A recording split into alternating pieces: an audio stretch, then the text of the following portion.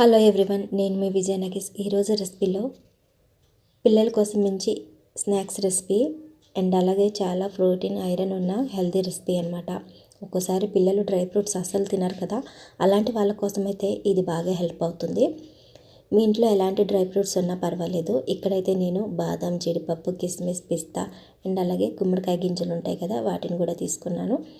And dates అనేవి కంపల్సరీగా తీసుకోవాలి. అండ్ దీంట్లో బాగా పండిన డేట్స్ అయితే ఇంకా బాగుంటాయి. వీటన్నిటిని చిన్నగా కట్ చేసి పెట్టుకోండి. ఆ తర్వాత కడాయిలో 1 స్పూన్ వరకు నెయ్యి యాడ్ చేసుకొని ఫస్ట్ అయితే బాదం, జీడిపప్పు, పిస్తా పప్పుల్ని ఫ్రై చేసుకోవాలన్నమాట. లో ఫ్లేమ్లోనే ఫ్రై చేసుకోండి, మంచి అరోమా వస్తుంది. ఇవి ఫ్రై అయిన తర్వాత దీంట్లోనే కిస్మిస్ కూడా యాడ్ చేసుకోండి. ఆ తర్వాత డేట్స్ కూడా యాడ్ చేసుకొని ఒక 2 మినిట్స్ వరకు ఫ్రై చేసుకుంటే సరిపోతుందన్నమాట. మనకి మంచి బ్రౌన్ కలర్ వచ్చేంత వరకు వీటన్నిటిని ఈ విధంగా ఫ్రై చేసేసుకొని చల్లారబెట్టుకోండి. మిక్సీ జార్లో చల్లారిన ఈ డ్రై ఫ్రూట్స్ అన్నిటిని యాడ్ చేసేసుకొని జస్ట్ 1 పల్స్ అంతే, ఎక్కువ తిప్పేయకుండా జస్ట్ 1 పల్స్ మిక్సీ చేసుకుంటే సరిపోతుందన్నమాట. బాగా మెత్తగా కాకుండా మనకి ఇలా కోర్స్గానే ఉండాలన్నమాట. సో చూసారు కదా, ఈ విధంగా మిక్సీ చేసుకొని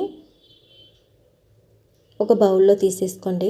ఫ్రై చేసుకున్న బౌల్లోనే తీసేసుకొని వీటిని మీకు కావాల్సిన సైజులో ఉండలు చేసేసుకోవడమే అనమాట. లడ్డూలు పిల్లలు స్నాక్స్ బాక్స్ తీసుకెళ్తారు కదా, రోజుకొకటి పెట్టినా కూడా మంచి హెల్తీ రెసిపీ అనమాట. మంచి ఐరన్ ఉంటుంది. సో ఒకసారి మీరు ఇలా ట్రై చేయండి. ఈ మెథడ్ కనుక నచ్చితే తప్పకుండా వీడియోని లైక్ చేయడం మాత్రం మర్చిపోకండి. ఎలా ఉంది ఏంటనేది మీ ఫీడ్బ్యాక్ని నాకు కామెంట్ రూపంలో షేర్ చేయడం మాత్రం మర్చిపోకండి. సో అంతేనండి, మీకు కావాల్సిన సైజుల్లో ఇలా లడ్డూలాగా చేసేసి మనం తీసుకున్న దానికైతే ఇక్కడ నాకు 6 నుంచి 7 వరకు లడ్డూలు అనేవి వచ్చాయన్నమాట. ఇంతేనండి. తప్పకుండా మీ పిల్లలు కూడా ఇలా ట్రై చేసి పెట్టండి. చాలా మంచి హెల్తీ రెసిపీ అనమాట. Thank you for watching.